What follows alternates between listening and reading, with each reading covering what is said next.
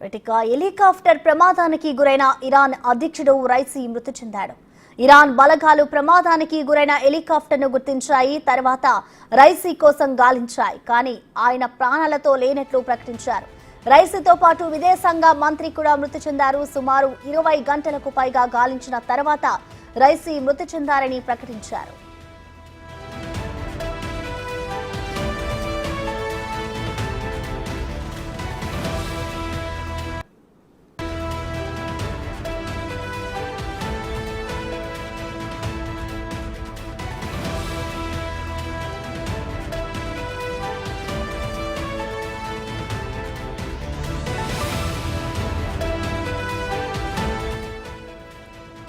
Helicopter ప్రమాదానికి గురైన Iran అధ్యక్షుడు రైసీ మృతి చెందాడు. ఇరాన్ బలగాలు ప్రమాదానికి గురైన హెలికాప్టర్ను గుర్తించాయి. తర్వాత రైసీ కోసం గాలించాయి. కానీ ఆయన ప్రాణాలతో లేనట్లు ప్రకటించారు.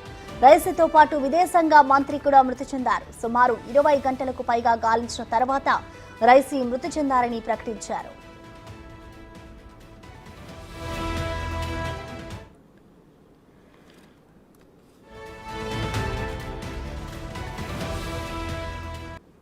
ప్రమాదానికి కారణం వాతావరణం అనుకూలించకపోవడమే అని ప్రాథమిక అంచనాకు వచ్చిన ప్రమాదం జరిగిన తీరు పలు అనుమానాలకు దారితీస్తోంది.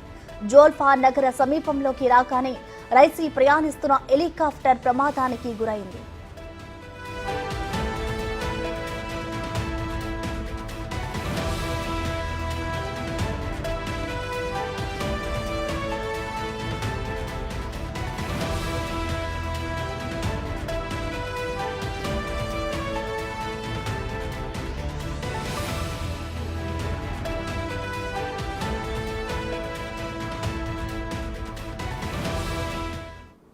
హెలికాప్టర్ ప్రమాదానికి గురైన ఇరాన్ అధ్యక్షుడు రైసీ మృతి చెందాడు. ఇరాన్ బలగాలు ప్రమాదానికి గురైన హెలికాప్టర్ని గుర్తించాయి. తర్వాత రైసీ కోసం గాలించాయి. కానీ ఆయన ప్రాణాలతో లేనట్లుగా ప్రకటించారు. ఇక దీనికి సంబంధించిన మరింత సమాచారం మా ప్రతినిధి శివ అందిస్తారు. శివ, చెప్పండి. దాదాపు 20 గంటలు గాలించిన అనంతరం ఇరాన్ అధ్యక్షుడు రైసీ మృతి చెందినట్లుగా కూడా తెలుస్తోంది. దీనికి సంబంధించిన డీటెయిల్స్ ఏంటి శివ? దీన్ని ఎలా చూడాలంటారు?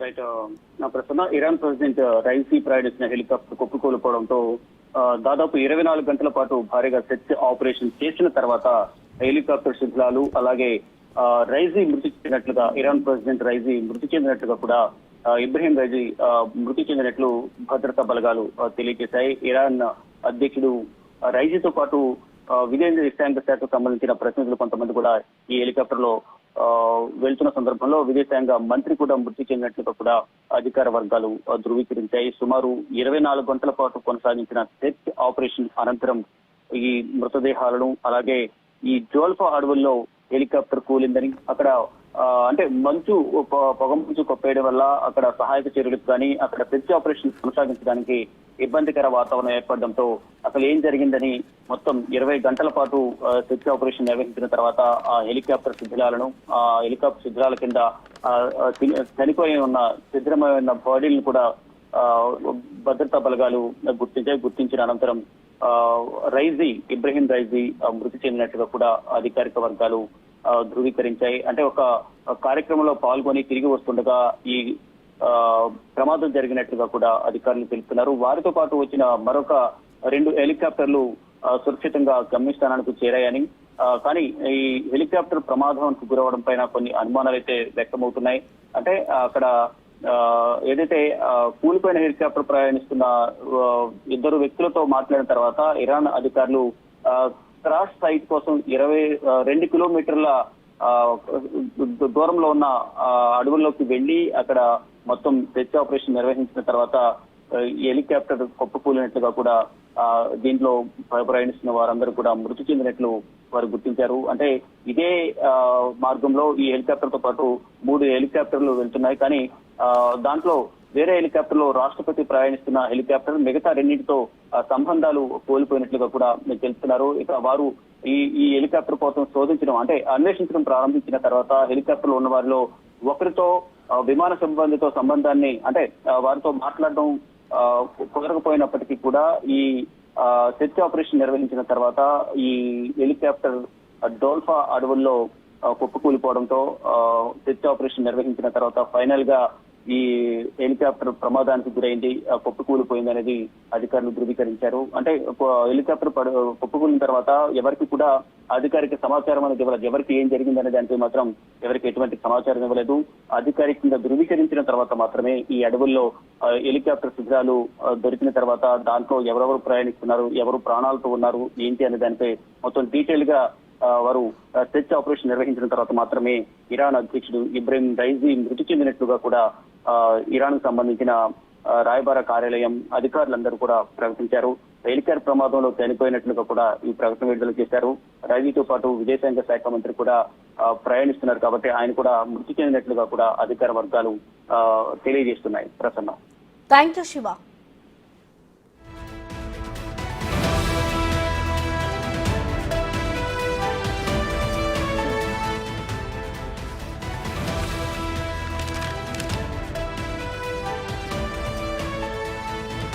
ఇరాన్ అధ్యక్షుడు రైసీ మృతి చెందాడు. ఇరాన్ బలగాలు ప్రమాదానికి గురైన హెలికాప్టర్ ను గుర్తించాయి.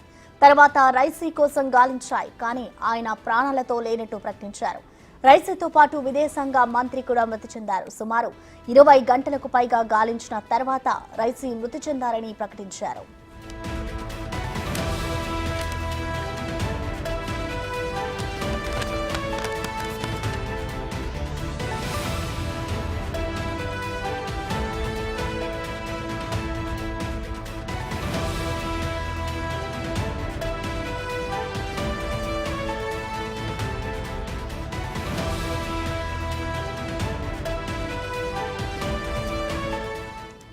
ప్రమాదానికి కారణం వాతావరణం అనుకూలించకపోవడమే అని ప్రాథమిక అంచనాకు వచ్చిన ప్రమాదం జరిగిన తీరు పలు అనుమానాలకు దారితీస్తోంది.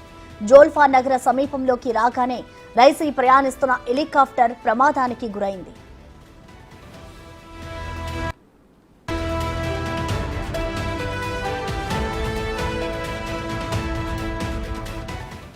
అయితే ఆయన వెంట బయలుదేరిన మిగతా 2 హెలికాప్టర్లు మాత్రం సురక్షితంగా ల్యాండ్ అయ్యాయి.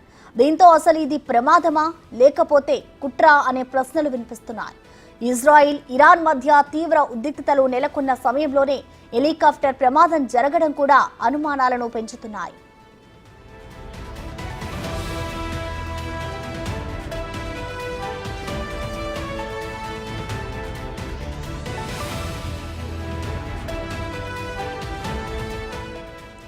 గత నెల ఇజ్రాయిల్ పై దాడి ప్రయత్నిస్తున్న సమయంలో ఇరాన్ ఏకంగా అమెరికాకు వార్నింగ్ ఇచ్చింది. ఇజ్రాయిల్ పై దాడి చేస్తున్నామని, ఈ విషయంలో అమెరికా కలుగజేసుకోవద్దని హెచ్చరించింది. ఒకవేళ అమెరికా ఎంటర్ అయితే మాత్రం ఆ దేశంపై కూడా దాడికి వెనకాడబోమని స్పష్టం చేసింది. దీంతో అమెరికా ఈ ప్రమాదం వెనుక ఉందని కొందరు అనుమానిస్తున్నారు.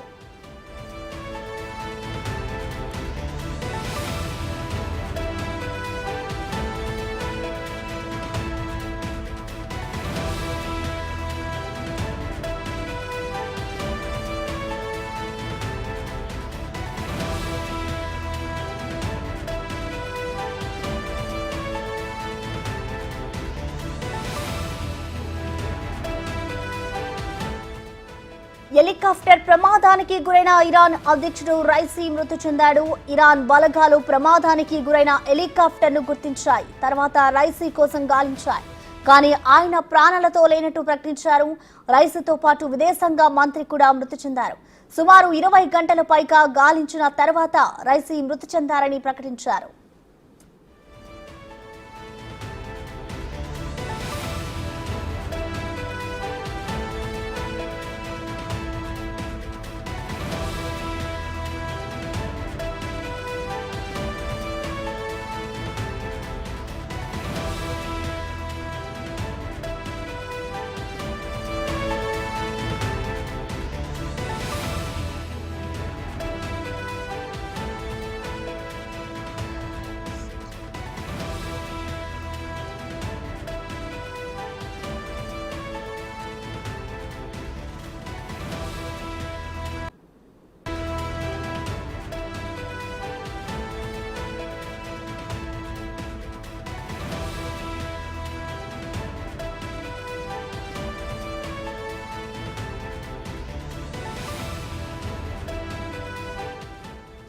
ఈ ప్రమాదానికి కారణం వాతావరణం అనుకూలించకపోవడమే అని ప్రాథమిక అంచనాకు వచ్చిన ప్రమాదం జరిగిన తీరు పలు అనుమానాలకు దారితీస్తోంది. జోల్ఫాన్ నగర సమీపంలోకి రాగానే రైసీ ప్రయాణిస్తున్న హెలికాప్టర్ ప్రమాదానికి గురైంది.